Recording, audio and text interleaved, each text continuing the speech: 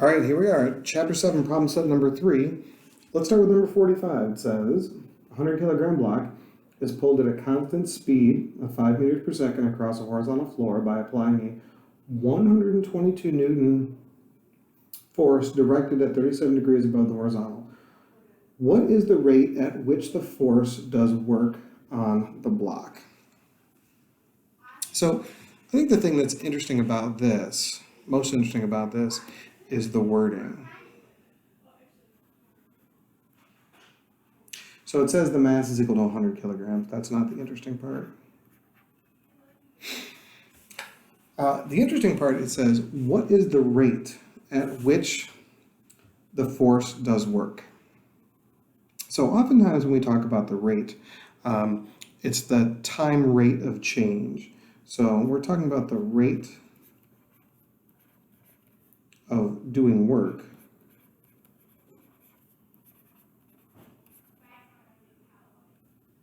Right? What we're talking about is the amount of work done in the time. Now, we actually have this is a concept that we have, like the change of, the time rate of change of the work. This is actually the power. So that's actually what they're asking. So let's do a little algebra on this and see if we can't make some sense out of this. So in general, power is equal to, if we use this conceptual framework here, the change in the work divided by the change in the time. Now this is it's not the change in the time, it's the duration, but that's fine here. Since we know that this is work done by a force, we can use our FD that's parallel.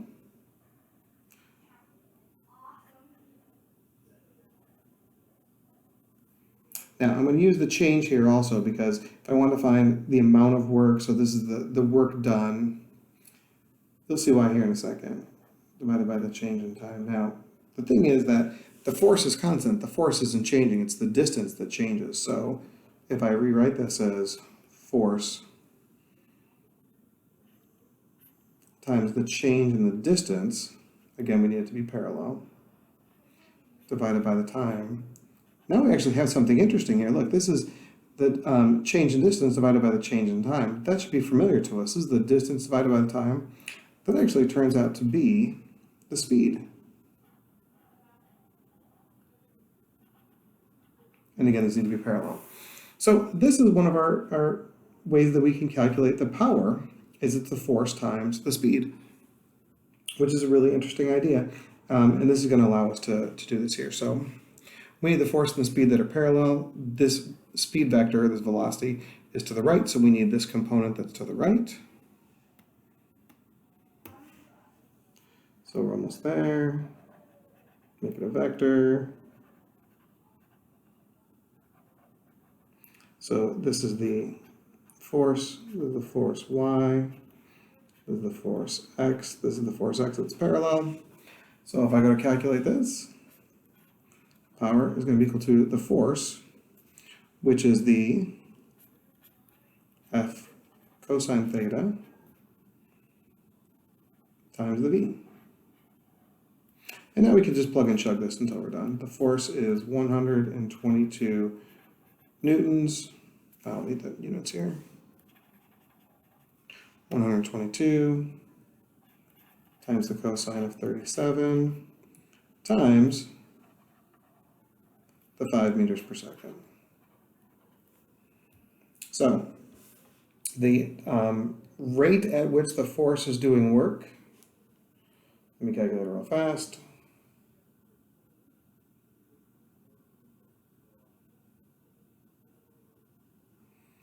I have 487. Now the units are weird, okay, but it's a power, so the units are watts.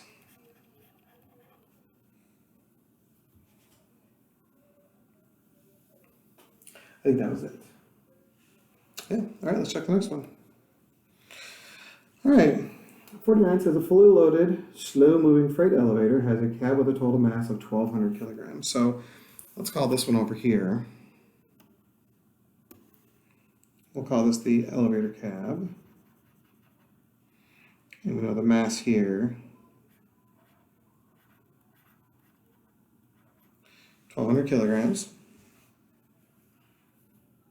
In the picture, this up here is a pulley, right? And the cable drapes over the pulley, and the pulley is turned by a motor. And if this has to drag this up, what we do is we put a counterweight on the other side over here so that it's easier to pull up, and as it's letting it down, it doesn't let it down too fast. So the counterweight there is an important thing. That's why it's there.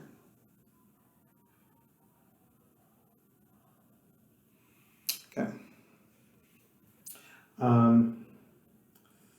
It's going to travel upward 54 meters in 3 minutes. Okay, 54 meters in 3 minutes.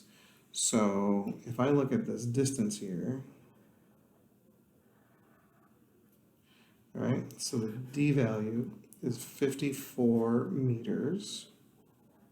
Okay, and now what's interesting about this to me is the time they give us here. They say the time is equal to 3 minutes. Now it's just like a physics textbook to try to fool you. When we work in time, we always have to work in seconds. So this is 180 seconds. That might be important later. The elevator's counterweight has a mass of 950 kilograms. Sounds good. So here the mass is 950 kilograms. I like that. What average power is required of the force the motor exerts on the cab via the cable? So there's a couple of ways to do this. I'm going to do it what I think is the simplest way. So the motor has to drive this upward, so it has to pull via the cable. The nice thing is, though, that this is already hanging off the other side. So if you think about it as an Atwood's machine, this has a mass of 950, this has a mass of 1,200. The mass differential is like 250 kilograms. So the motor only has to work against the 250 kilograms in the gravitational field. So if I want to calculate the power for this one,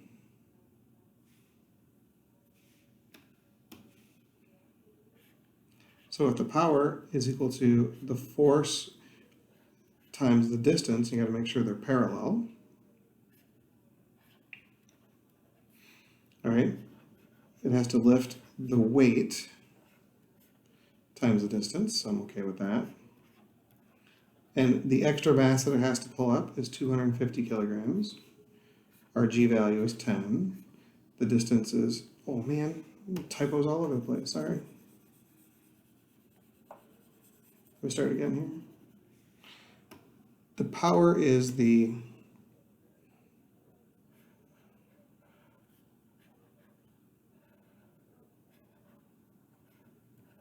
power is change word divided by the change time. This is the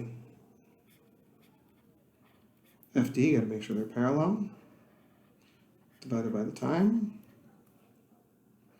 So the force that needs to be applied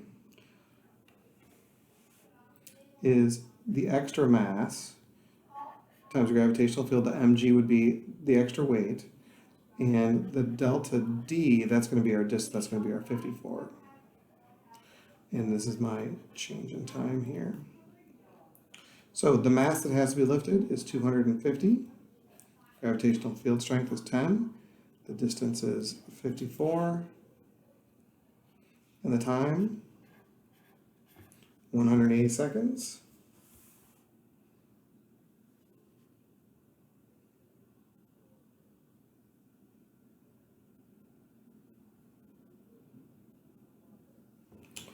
And it turns out the power output here, 750, and again, that's watts. So this is a pretty standard plug and chug problem, but got us to the answer we needed.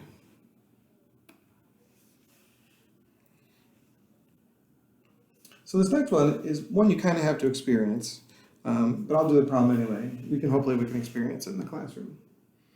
A cord runs around two massless frictionless pulleys, a canister with a mass of 20 kilograms. So let's get our canister out.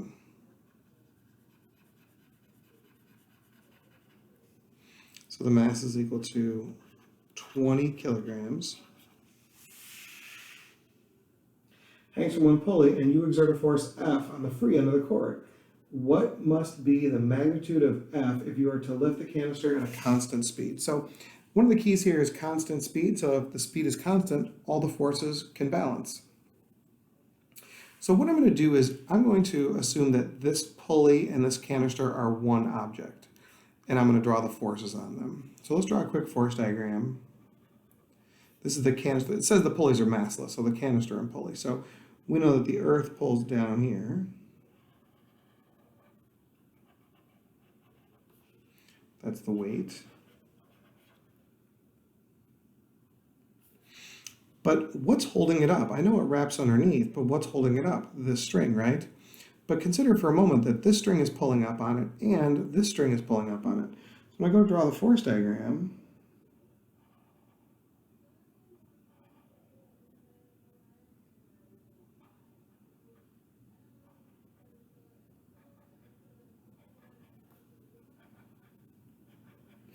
I have two strings pulling up, each with the same tension T, which is kind of a weird thing. So what this means is that the tension in the cord is 1/2 of the weight, because two of these would equal the weight. So then if I come over here and I look, what's going on here? If you think about it this way, this force here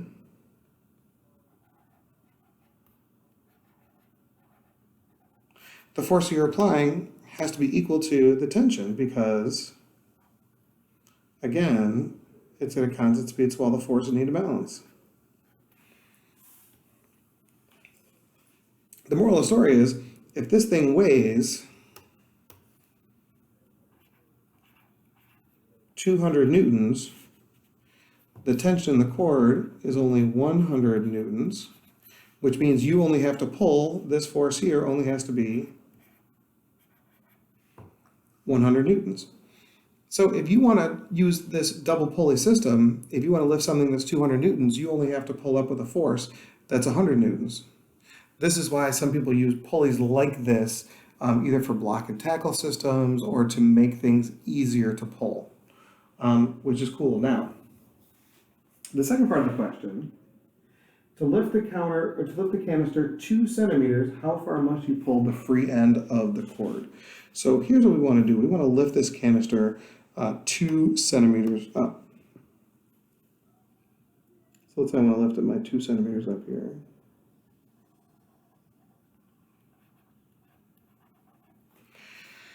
So I want to lift it 2 centimeters, and the question is, how far down do I need to pull this rope? Well, this is easier to see if you can see it actually happen, but the thing about this is that as I pull this down, this rope is attached. I can't actually pull anymore. So as this piece of the rope moves down, right, this piece of the rope needs to move up. But the rope itself is still attached up here. So what happens is, as you pull this down, this shortens and it pulls the pulley up with it. And the thing is you don't get anything for free. So the rule is that the amount of work that you put in has to equal the amount of work you get out. So if I come over here and I look at this pulley here, the amount of work that's going on here, let's say it's 200 newtons and it's going to move 2 centimeters. Well, this one I'm only pulling a 400, so guess how far I have to move it. I have to move this thing down.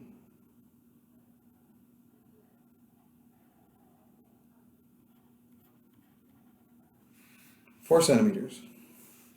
Because in the general sense, if you think about the work that I'm putting in is a small force, so I have to move it a large distance. And the work I'm getting out here is, this thing weighs a lot. So it's a large force, but it moves a small distance. So the answer is because we're using two pulleys here, if you want to move it 2 centimeters, you have to move your free end of the rope 4 centimeters.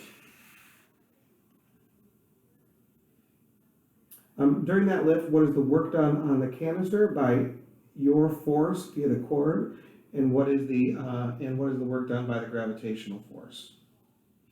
Okay, so we're going to use this same principle here.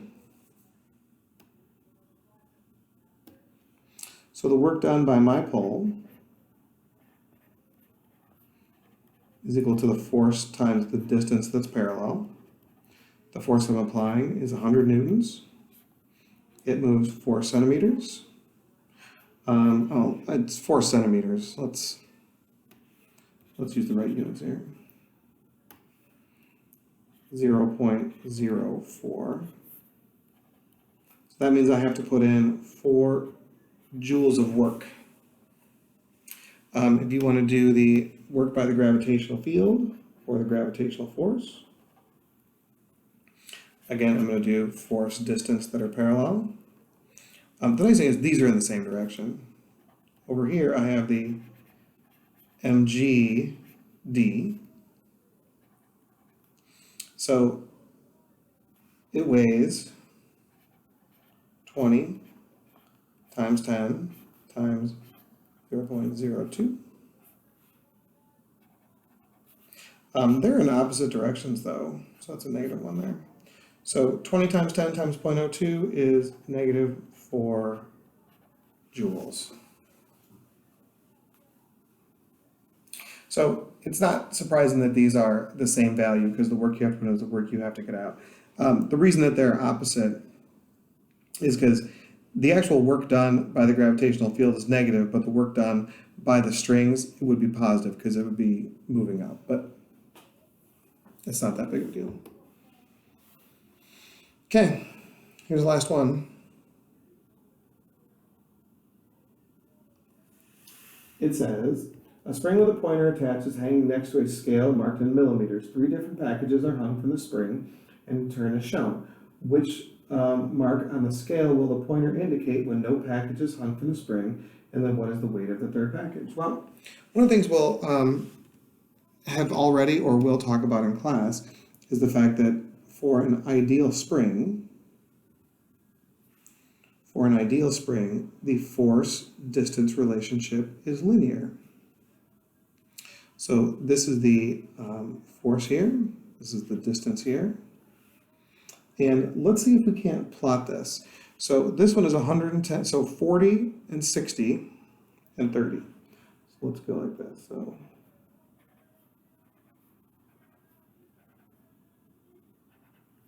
okay, so this is 60, 50, 40, 30, 20, and 10. And then I gotta get up to 240 here. So I'm gonna go 40, 60, 80, 100. That's good math. So 40, 80, 120, 160, 200, 240. So 240, 40, 80, 120, 160, 200. All right? So let's plot and see what happens here. The red one weighs 110 and is 40, so 40, 110. And then this is 60, 240, so 60, 240. Now, it's a linear relationship. That's something we've already experienced. And so let's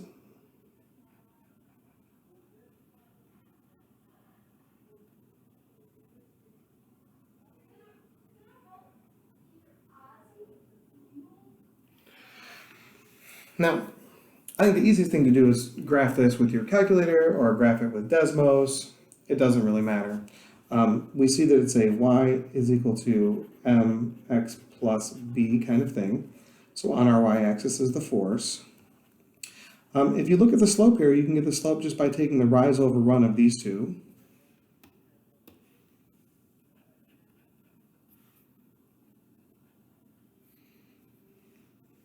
So the difference between 110 and 240, that has to be 130. And this horizontal here is the difference between 40 and 60, so that's 20. So the slope is 130 divided by 20, I think that's 6.5. And this is D. And then plus, actually it's going to be minus, right? You see how it's well below here?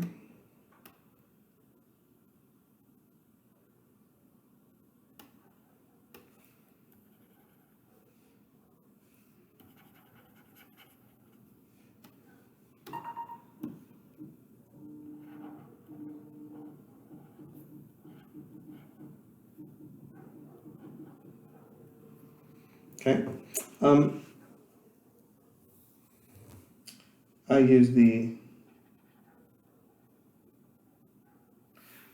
graphing program. I use my calculator to get negative 150. So this is down here, negative 150. Is that cool? So this over here is the force, but we're using the weights of the object as the force here. So the first question says, what will happen to the spring, right, if there's no force on it, if there's no weight on it? So I'm going to take this, I'm going to plug in 0. Plug in 0 is equal to 6.5 D minus 150. Add 150 to both sides.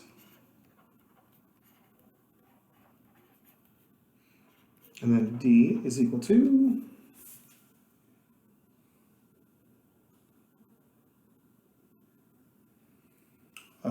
23, and that's millimeters. That's what we're working in.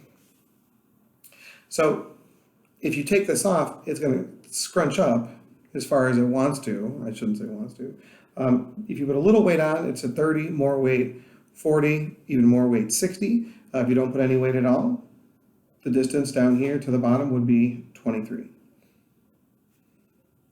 And then the second question is what is this W right here? Okay, so I can say that the weight, what we don't know, is equal to 6.5 times the distance minus 150.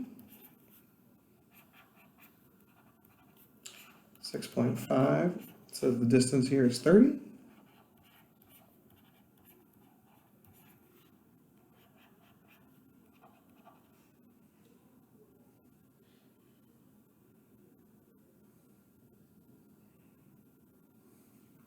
Calculate that, and it's 45 newtons, which it's okay for us because if it's down at 110, it's heavy, it's 40. If it's even heavier, it's all the way down at 60. If it's 45, which is lighter than this, it won't stretch down, but only to 30. Okay, that's chapter 7, problem set 3.